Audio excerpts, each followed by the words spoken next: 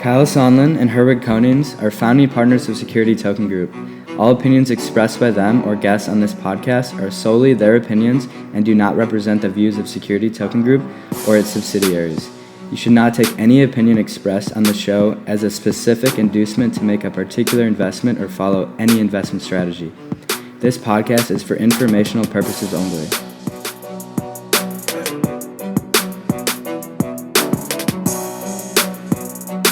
Hello, and thanks for tuning into the Security Token Show. I'm your host, Kyle Sonlin, and with me is my co-host and business partner, Herwig Konings. We're coming to you from our studio in sunny Miami, Florida, and cannot wait to jump into today's show covering all things security tokens. But before we get into that, we need to thank our sponsor for episode 85. This episode of the Security Token Show is brought to you by this week's sponsor, Relio Technology Limited, a blockchain-enabled issuer, fund manager, and technology provider focused on eliminating the barriers to invest in, trade, and leverage exclusive real estate, private equity, and other real-world assets through decentralized finance, or DeFi. Relio's mission is to merge private equity with blockchain technologies and provide much broader global access to institutional quality investment products that create long-term value and build wealth. The platform is driving adoption of security tokens both as an issuer and as a platform to enable other institutions to do the same. Relio has launched its own security token offering backed by equity in the business on top of a revenue share component to give investors exposure to the upside of the clients using the Relio platform. With 3 active funds currently in the pipeline, including a tokenized $250 million credit fund through a joint venture with Valentis Capital, the firm is poised to provide leading tokenization services for some of the largest funds in the industry. To learn more about Relio and the RST token, check out their white paper and pitch deck today at relio.fund. That's relio.fund. Check it out. Thank you so much to our sponsor this week, Relio. And definitely go check them out at relio.fund. I mean, if you're interested in learning more. And if you're new to the Security Token Show, each week we dive into the latest security token industry news. We'll tell you about the newest security token offerings and updates. And then we give you a breakdown of last week's trading activity in the secondary market. Finally, we'll finish off the show with our weekly main topic discussion, which this week is about tokenizing venture capital and what that means. But of course, we can't get started without first doing our Company of the Week awards, where we award 2 companies for making the biggest moves in the industry last week. So, who is your pick this week, Kyle, for episode 85? Well, with my Company of the Week award this week, I am psyched to award it to the security token issuance platform known as Stalker. The firm has been incredibly successful in landing clients, headlining with high-profile security token Infinite Fleet, and most recently with the exotic car manufacturer Mazzanti. The firm projects that they will facilitate tokenization for over $120 million in assets in just the first quarter of 2021. Ooh. But the firm wins my Company of the Week because on top of that success that they've had, the firm just announced the closure of a new funding round, raising over $4.6 million to scale its platform to meet demand for compliant security token offerings. This is absolutely amazing news. Stalker has been one of the most active platforms, and I've spoken with co-founder Arnab Naskar many times and love the direction that he's taking with the firm. The investment was led by previous lead iFinex, which I believe is the investment form of Bitfinex, alongside G1 Ventures and Utopia Genesis Foundation. This is absolutely amazing news, and I cannot wait to see what the firm is able to do with all these additional resources, considering they've already done so much. So it's exciting to see what they're about to do. Congratulations to Stalker. That is STOKR. You can check that out at stalker.io. That's an amazing choice. Love to see more and more infrastructure companies raising money. 120 million in facilitated deals in the first quarter. Sounds like Arnab and his team at Stalker, nothing's going to stop them from now on. They're going to keep on going. Absolutely not. And who'd you pick, Roy? Well, I'm picking the 31st largest blockchain by coin value, according to CoinMarketCap. I'm referring to NEM blockchain, which yesterday launched a Symbol platform for security tokens and DeFi. So their platform enables the use of what they call mosaics, but they're essentially smart contracts-based representations of ownership in real-world assets and securities with the compliance layered in.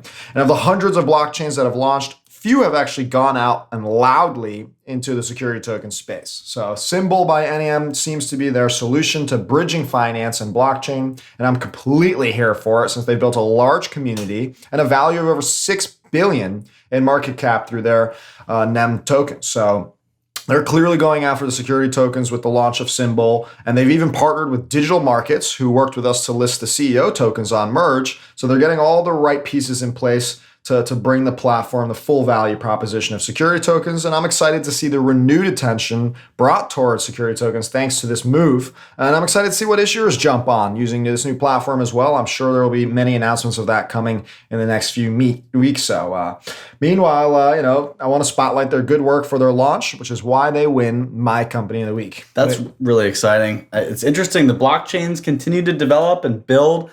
I mean, competition's coming. Ethereum obviously is the one that people have been building on most commonly, but this Symbol blockchain seems to be working with all the right partners, and they certainly are well capitalized behind it. So it's only a matter of time, I think, before we start to see more token issuances from other blockchains, and really to see which one comes out on top is going to be very interesting. As we discussed in last week's episode about investors caring about the blockchain, there might be a good question about issuers caring about that too. Ethereum's getting lots of scrutiny these days about the high transaction fees, so it's great to see renewed competitive interest from other blockchains. Awesome work from them. Now let's get into the news. But before I do, I want you all to know that all the articles we cover on this show, they're sourced from stomarket.com/news. And they're also available for reference in the about description of the podcast itself from wherever you're listening to. Or if not, you can always go to the Security Token Show Medium blog whenever you want to read any of these news articles there for yourself. So kicking things off this week is India, which recently introduced a bill to make owning cryptocurrency in the country illegal. It would criminalize trading, mining, issuing, transferring, or possessing cryptocurrency, and potentially be punishable for up to 10 years in jail. So according to a Reuters source, anyone owning crypto will have 6 months to liquidate after the bill is passed, which apparently is said to be highly likely. This would be one of the most recent and largest crackdowns on crypto today. And over in the US, according to CoinGeek.com, a bill that seeks to exclude digital currencies from being defined as securities has been reintroduced in Congress. So the Token Taxonomy Act would exempt swaps between digital currencies from taxation, as well as change the tax structure for digital currencies in an individual retirement account. So the bill was first introduced in 2018 and will now be the third time that it's been introduced to Congress after more minor tweaks that hopefully will get it to pass. The bill has been endorsed by the Blockchain Association, which is a nonpartisan organization that promotes positive public policy for the industry, as well as provides criticism in the past of the SEC's handling of the industry. So the bill is ultimately expected to help the U.S. in becoming more competitive with international jurisdictions that are, of course, becoming increasingly more crypto-friendly by modernizing, I should say, the tax laws for digital assets. So in relation to security tokens, the bill clarifies tokens under this standard would be required to not represent an interest in a company or an investment contract. So security tokens would still fall under the same capital gain laws that, they currently sit under. And now, what we've got to get to is what we've called the SEC case of the year with Ripple. And if you didn't know, the SEC is suing the firm behind the now 7th largest cryptocurrency by market cap at the time of production here. Since the potential classification of XRP, the token from Ripple, as an investment contract, the value of XRP has dramatically diminished. And now XRP holders claim their interests aren't being represented by the SEC, and they want to enter the case as third-party defendants. So on Sunday, a motion to intervene was filed by John Deaton of Deaton Law Firm on behalf of over 6,000 XRP holders. Deaton himself, as an XRP holder, argued that the interests of token holders were not being adequately represented in the securities lawsuit against Ripple Labs and its executives. Deaton's website, Crypto Law, on Sunday, also said that they had over $15 billion in losses for the XRP holders immediately following the SEC's announcement of its lawsuit against Ripple Labs. So in 2 weeks there, following the commencement of the lawsuit, XRP's price sunk 76% from 76 cents down to 18 cents. So the falling token price was triggered in part by the decision of a major cryptocurrency exchange to delist XRP in the wake of this lawsuit. This includes exchanges like Binance, eToro, Coinbase, Bitrex, OKCoin. They all removed XRP as a result. And investment services such as Grayscale also liquidated their XRP holdings, choosing to convert them into Bitcoin, Bitcoin Cash, and Litecoin.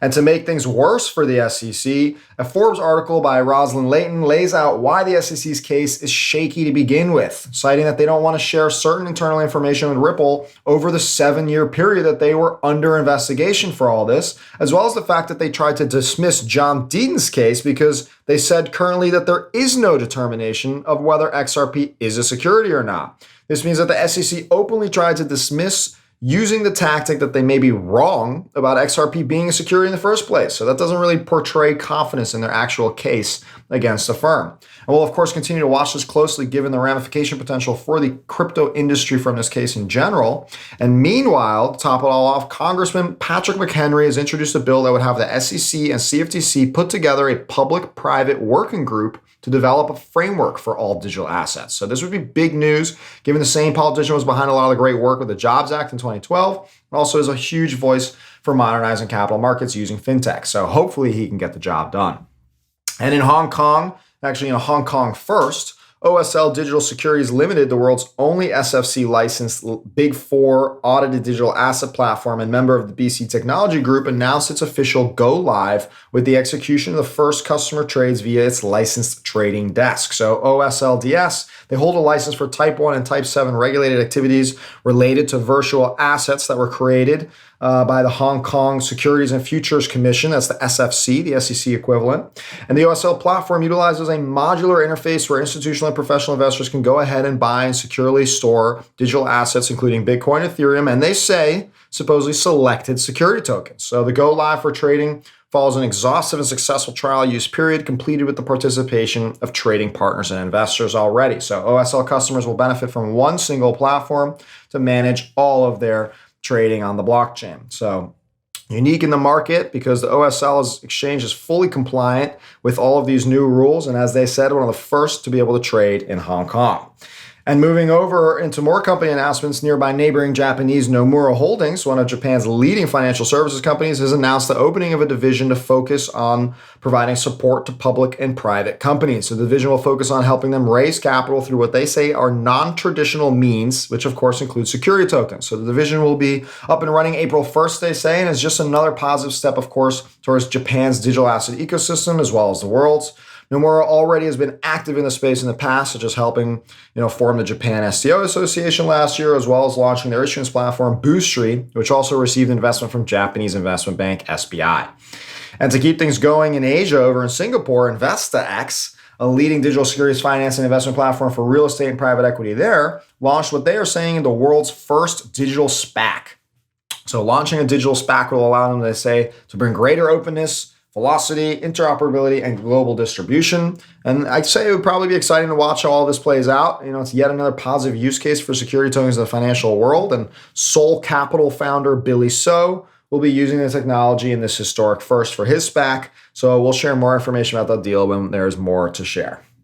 And moving back west to New York, we have Capital Engine, a financial services firm who's developing their very own DeFi protocol on Ethereum. So, quote, Capital Engine plans to simplify the process of launching DeFi products, effectively recreating the traditional financial system in markets such as lending, borrowing, and the buying and selling of securities. All can be done through a decentralized network. So competition is heating up, people. This is getting exciting. DeFi and security tokens, they're bound to intersect, and Capital Engine is set out to make that happen. So now I will say it's unclear what exact DeFi benefits one receives on this platform.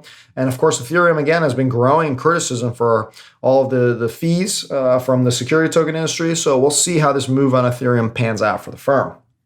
And we are back with another content piece by Peter Gaffney for his weekly series, Tokenize This, where he discusses a unique use case for security tokens every week. And this time he discussed the possibility of capitalizing on client contracts for liquidity solutions. So in essence, money more valuable being now or later. So similar to how Spencer Dinwiddie tokenized his NBA contract, Spencer knew that having money in his pocket now rather than years later was more valuable to him. So as Peter alluded to, companies can do this by selling the rights to the revenue of a contract with a client to investors for upfront money.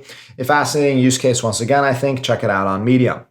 And I'm sure you have heard the craze, of course, around NFTs in the past months. As Timothy Collins states, it would be a mistake to dismiss the NFT market just because you don't understand it. So I tend to agree with that sentiment. The industry is booming and people are buying digital art for millions. So I think this is the beginning of the future for all collectibles. Certainly in some different innovation there, I expect this craze to continue growing. And if you want to understand more of these fundamentals, this article might be a good starting point.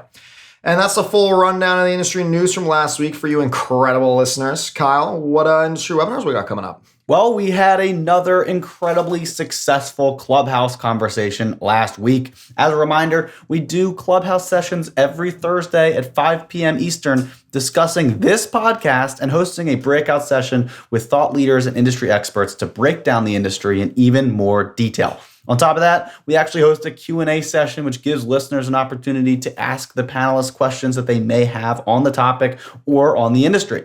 Led by our fantastic moderator, Keith Smith, the conversation is always incredibly engaging and a lot of fun. So check that out on Clubhouse on Thursdays at 5 p.m. EST. You never know who's going to turn up.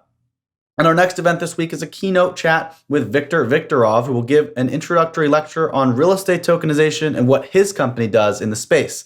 Reno offers real estate tokenization as a service, lending backed by tokenized real estate with loans sizes up to $50 million, as well as crowdfunding platform for tokenized assets. Reno, that is REINNO, is the first company in the world to use tokenized real estate as loan collateral. If you want to hear more about Reno and the security token industry, specifically focusing on real estate, tune in tonight as of posting Tuesday, March 16th at 6:30 p.m. to 7:30 p.m. Eastern.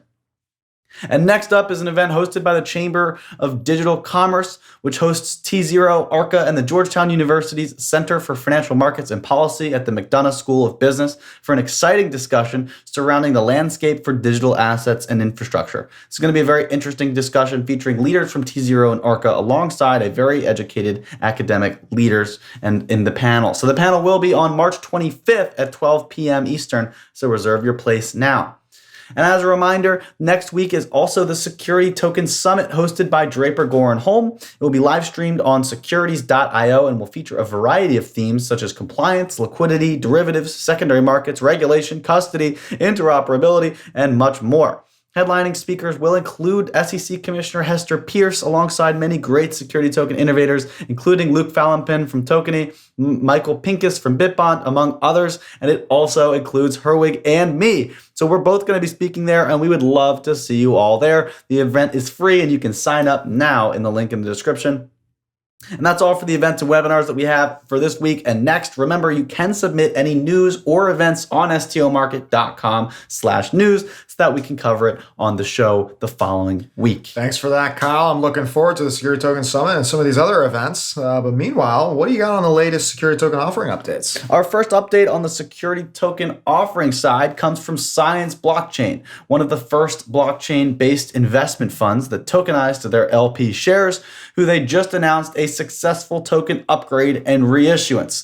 The firm originally self-issued their tokens years ago, but soon realized there were compliance upgrades that the token needed in order to work properly in the current regulatory environment. In addition to the compliance integration, the new upgraded tokens will allow for full distributions to be paid following the portfolio's liquidity events, which is a significant benefit when compared to the traditional model, which, like Blockchain Capital's original model, will include a token burn instead of those direct distributions. We're going to be covering that a whole lot more in our main topic, so get excited for that. That being said, if you own any SCI tokens, Science Blockchain LP interest tokens, you need to upgrade those to the SCI2 tokens, so visit science.securitize.io to take care of that.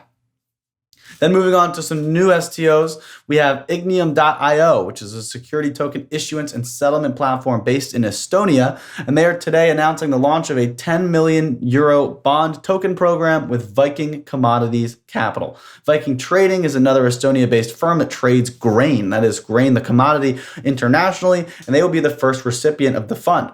According to the announcement of the issuance, VCC, that is, as I said, Viking Commodities Capital, bond tokens reportedly act as, quote, short-term, high-yield, asset-backed, fixed-income products to global investors. So we had a bunch of terms in there and definitely take them all down. The release continued saying, quote, capital markets are in shortage of 6-month bonds with a 10% per annum coupon rate. These are the kinds of bonds that are provided by VCC through Ignium, end quote. So it's a fantastic use case and one we'll be monitoring as it moves forward in the process. Labs Group, in collaboration with Rio DeFi, is also launching a real estate security token. The firm announced an initial offering launch directly onto Uniswap via an initial exchange offering that's coming on this as of Monday. So after this podcast is launched, this will be live. This is from Labs Group, launching with Rio DeFi, which is a blockchain issuance provider. The firm is also launching a security token giveaway, resulting in a grand prize winner to win a 5-star seaside property on Phuket Island in Thailand. So according to the official announcement, the winner is going to receive 100% of this 5-star property via a security token that they can trade on the secondary market. The property also includes a 6% rental guarantee for 2 years, according to Labs Group. So the press release honestly was a little bit confusing because they were talking about this initial offering going on Uniswap about a security token. Then they were also mentioning this giveaway, and 100% of this giveaway is in a property. I was not really able to keep track of which properties they were really referring to. But however, 6% in rental dividends. I'm sure there's going to be an interested buyer for this on the secondary market. You can value what that should be worth via a DCF analysis. I don't really have any other terms of the deal, but I will keep you posted moving forward. We also have a very interesting new token offering that was shared with me by Nisa Moyles, who is an investor through A100X Ventures and a security attorney herself, regarding something that is being called a real estate NFT. Now, if you're unfamiliar with the term NFT, it stands for non-fungible token, and we covered a full episode on these assets on episode 81 of the podcast. In any event, NFTs are not currently being sold as securities despite the gray area of the asset, and I think that this one maybe pushes the envelope just a little bit too far. In this listing for a real estate NFT on the Mintable platform, this seller is offering 50% ownership of a rental property in St. Louis, Missouri via an NFT. They're doing it exactly the same as we've seen with the realty properties, as according to the description of the listing, quote, "For ownership, we will create an LLC together and place the rental into the new LLC, showing 50-50 ownership between you and I. This is a practice I have completed 100 times. Easy process. Let's make history together with the first ever NFT for real estate," end quote.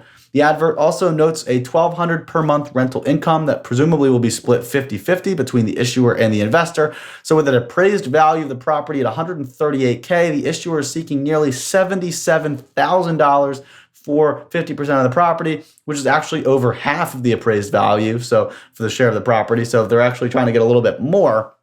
And on top of that, they actually want 5% royalties on all secondary trades of these property shares. So now, I'm not a lawyer, but this does seem like a little bit of a overvalued offering to me, maybe a little scammy. Not only is it an investment that, to my knowledge, follows no securities laws and therefore is absolutely not compliant with existing regulations, but it's also a bad deal. At $600 a month in rent, you'd actually need to collect rent for about 10 years to even cover your upfront costs. And in addition to that, the 5% royalty makes absolutely no sense for a real estate investor, which is just icing on the cake here. So I don't really want to come off too negative, but it does seem like this is the absolute wrong way to approach a real estate tokenization deal. And this is something that I really have to warn our listeners to avoid.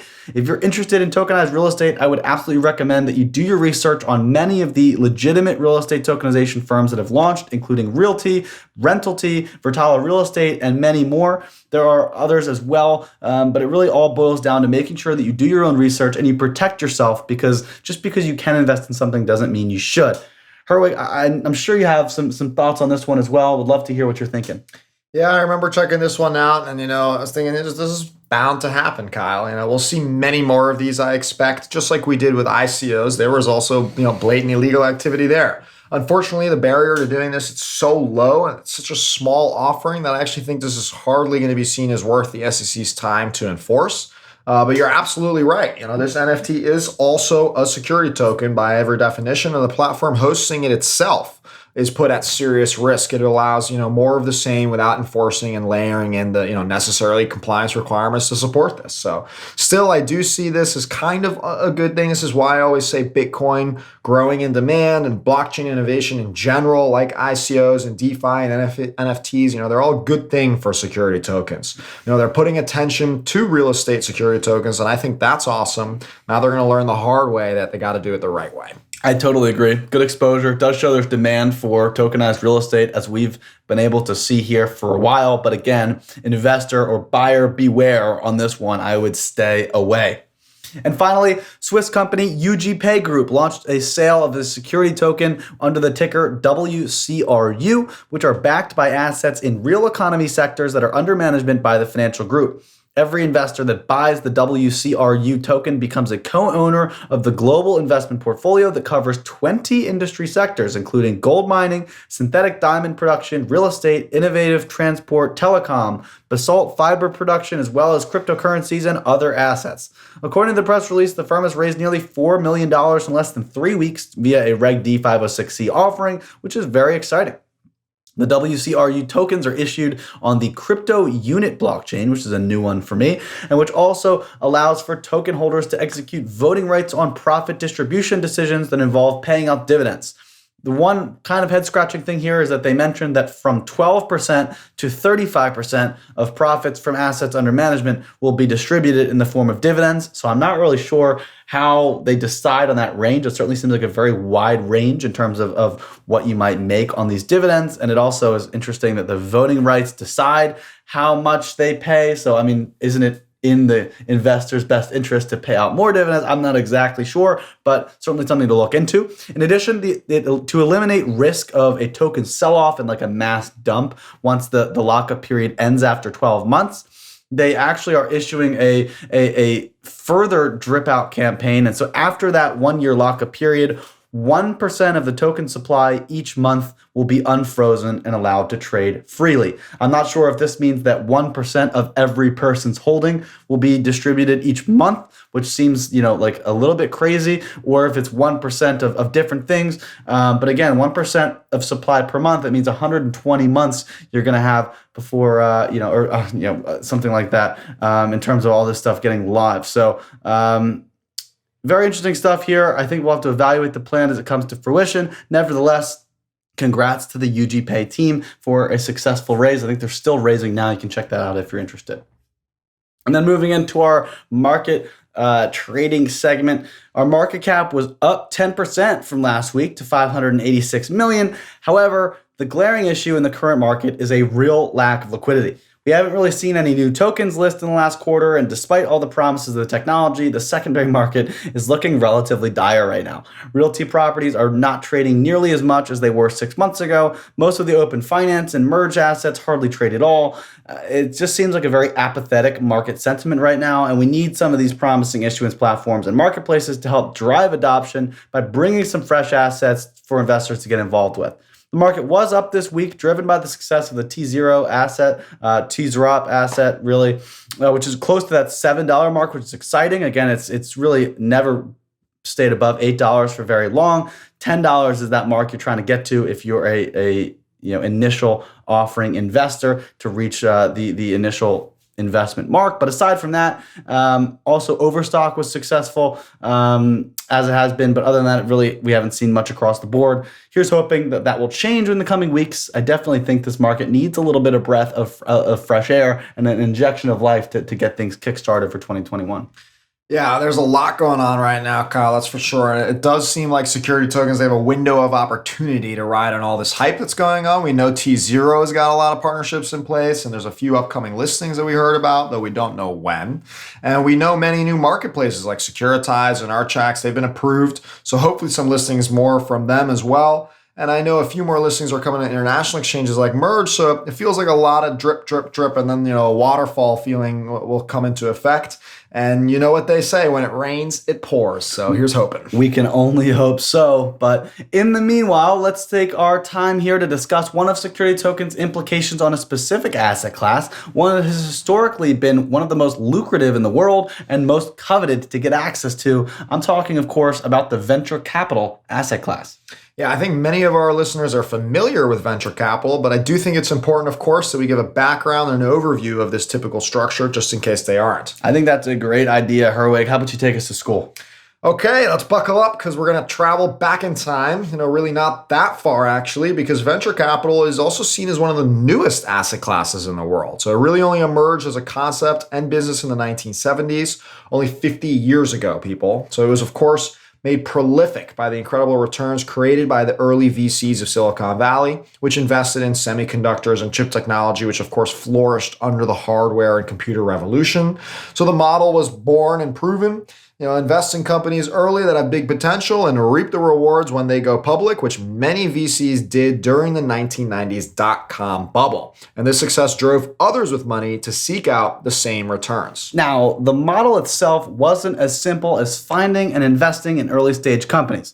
Typically, it involved an investment manager, known as a general partner of the venture capital fund, who has experience in the specific industry and some financial knowledge in order to be able to source, identify, and invest in the right opportunities. Interestingly enough, the success of the individual investments was extremely low, with a few companies out of 10 or 20 resulting in all the earnings or returning all the earnings. In fact, it was so low that for many VCs, it was difficult to reach the same level of returns if they get a home run, which is why really only a few dozen VC firms or so actually run the industry today. It's because all of the dollars want to be placed with them since they have proven that they are investors in an asset class that is so young and they're successful at it. Right, so let's dive a little further in that model a bit. The general partner, or many times several partners, they're essentially the CEO of the fund, right? The same implication. They are the visionary that runs the business of finding and investing in private, high-growth companies and who the investors are essentially backing. The fund, which needs money for the general partner to deploy, raises money from investors known as limited partners or LPs. So historically, and this fundamentally hasn't really changed, the business model has been the same for all venture capitalists. They charge 2% per year as an asset management fee, and then they charge 20% of the gains. This changes with the first-time fund managers or with proven experienced fund managers sometimes, but ultimately that value comes from the fund's ability to create returns. So the important thing to take away from this is that a limited partners, the investors are typically investing in something where they will pay a small fee annually until they get their proceeds typically towards the end of the fund. And since it can take sometimes between 8 to 10 years to invest, grow, and then IPO or sell a portfolio company, most LPs recognize venture capital as a long-term investment. And on top of that, since there is no marketplace for venture capital funds and funds are actually kept as private companies, investors have also recognized this as an illiquid asset class. So what you're saying is that most limited partners investing in venture capital funds are aware that they may not see the returns for almost 10 years and that they won't actually be able to easily trade or sell these interests in that time period? That's exactly right. And our listeners who understand security tokens are probably already connecting the dots that the security tokens can obviously massively disrupt venture capital as an asset class. Yeah, I think we can get into the implications now that everyone listening understands the asset class. So there are more complicated things we could get into, like managing capital calls by GPs who don't need to collect $100 million up front from LPs. We're getting into the waterfall payout structures and all that kind of stuff. So we're going to dig into that in a little bit. But first, let's start with one of the structures that we just talked about. And that's liquidity. So simply due to this factor alone, many investors shy away from this asset class. Other asset classes like real estate and similar funds like private equity also have long hold times, so it's not unusual. But the reality is that you need risk appetite and capital to consider making an investment into a venture capital fund. If a security token could create access to liquidity for LPs, more investors may consider participating due to the diminished risk presented by the illiquidity. And I think that leads into access, which is another big problem. Getting access as an investor to a VC firm is very difficult. Doesn't matter who you are. Similarly, the way VCs need to source, diligence, and identify portfolio investment opportunities, LPs need to do the same with VCs. However, venture capital has already notoriously been difficult to access for capital as an entrepreneur, and as a fund manager, it's even more difficult to find LPs. Now, of course, with a website and crowdfunding technology, anyone, regardless of their wealth or access, could potentially learn about and invest into a venture capital fund and get equal exposure just like everybody else. And more access and interest from investors means more capital flowing into ventures, which means more dollars flowing into startups ready to change and transform the world. You can make an argument that security tokens are actually accelerating innovation as a result of this.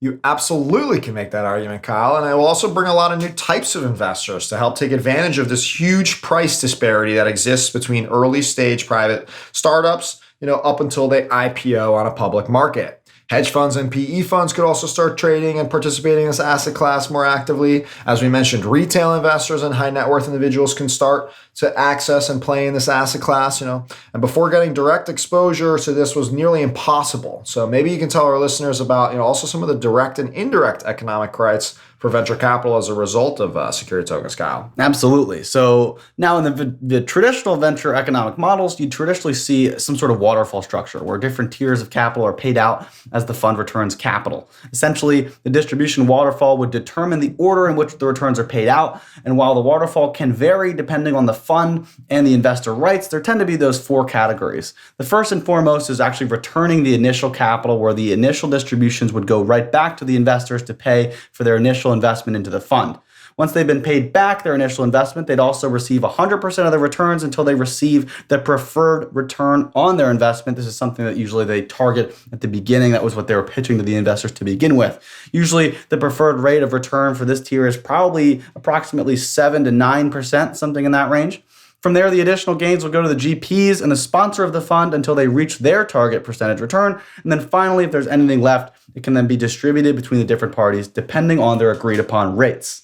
Yeah, so this is a standard payout for a venture fund. And as you can see, listeners, even just distributing this payout to many different shareholders is a process that could tremendously benefit from leveraging smart contracts and security tokens. Essentially, you'd be able to cut out the middleman from this process, resulting, of course, in much quicker payouts, less fees, more accurate and transparent reporting, things like that. So you could code the agreed rules, for example, into the smart contract and have this process essentially auto-execute for investors in real time as proceeds are distributed. That's totally right. And it's also interesting to look at the current tokenized venture funds to consider their structures to see if there's anything that we can learn as well. That's right. We got a bunch of tokenized venture funds already out there. We got Blockchain Capital, Spice VC, Science Blockchain that you covered earlier in this episode. Yeah, we also have MinerVest in Africa and Andra Capital, as well as many others around the world. But you bring up great examples to use in the case of Blockchain Capital and Science Blockchain, Herwig, which actually have both been reissued as their tokens to address some of those early concerns around distribution payouts. You see, back in the wild west of the blockchain era, back in 2013 to 2017, there was hardly any clarity on these assets, and both Blockchain Capital and Science Blockchain were innovators in this space, seeking to tokenize their funds to raise capital but allow for trading of these LP shares. However, they did not follow the security token route and launched what were essentially compliant ICOs that did not represent any underlying rights to the fund. Instead, they pioneered the indirect economic rights model. In this model, the fund would use each liquidity event to buy back those trading shares of the fund and remove them from circulation. In this scenario, they would be reducing the supply of the shares and in theory would be increasing the price because the demand would stay the same. In this way, they could generate returns for their investors while not offering direct exposure to the fund's portfolio. Yeah, I mean, this is definitely another great example of a new way for VCs to create indirect exposure to their fund using security tokens, because this buyback model normally would simply not be seen as a best practice in the VC world. But despite this early model, we've come a long way since then, and both funds have decided to scrap that model and the self-issuance process, and now they work with Securitize as an issuance platform. Now, these tokens are structured as direct economic rights vehicles, which give investors that direct access to the fund's returns on its portfolio. I'm not totally sure on the exact waterfall structure for the assets at this time because that information is not publicly disclosed, but presumably the dividends are paid to investors as the firm has liquidity events paid directly to their wallets through Securitize's platform. That's why it's so important, as I mentioned before, to upgrade your shares as the Science Blockchain investor, because you will not be entitled to those direct returns with the prior SCI token. You need to actually upgrade it and get rid of those original tokens you had to get those new ones to claim your rightful ownership of the fund. Yeah, and this model makes so much more sense and is simpler than this kind of weird workaround. Again, stick to best practices, right? So with security tokens and smart contracts, we make that distribution process so much more efficient, but it also allows us to embrace securities laws by providing investors with the proper protections and rights that they are entitled to. That's what's important about security tokens versus other tokenized vehicles. In other models, issuers are trying to remove any of the underlying asset from the investment vehicle, which in turn strips investors of any of the value that they're actually paying for. It doesn't make sense as an investor to have to rely on hype cycles and the fear of missing out just as your only way to make money on an investment. If you're investing in an early stage product, whether it's a company, a fund, or something totally different, you should absolutely have some stake in the future success of the company or fund. And with the ease of security tokens, we can make that possible for investors and assets all around the world. It's actually very exciting to think about the opportunities presented by security tokens, and venture capital funds are not unlike the rest. But that's about it from me on the topic of tokenized VCs. Is there anything else from you, Harvey? Nope, I think we can call it a wrap. So thanks so much, everyone, for listening. Please send in any questions or feedback to us on Twitter or LinkedIn, and be sure to get the latest trading data and news at stomarket.com. And if you are on Clubhouse, join us this Thursday at 5 p.m. for the breakdown of the show like we do every week. And if not, I'll catch y'all next week on Tuesday for episode 86. Thanks so much for listening.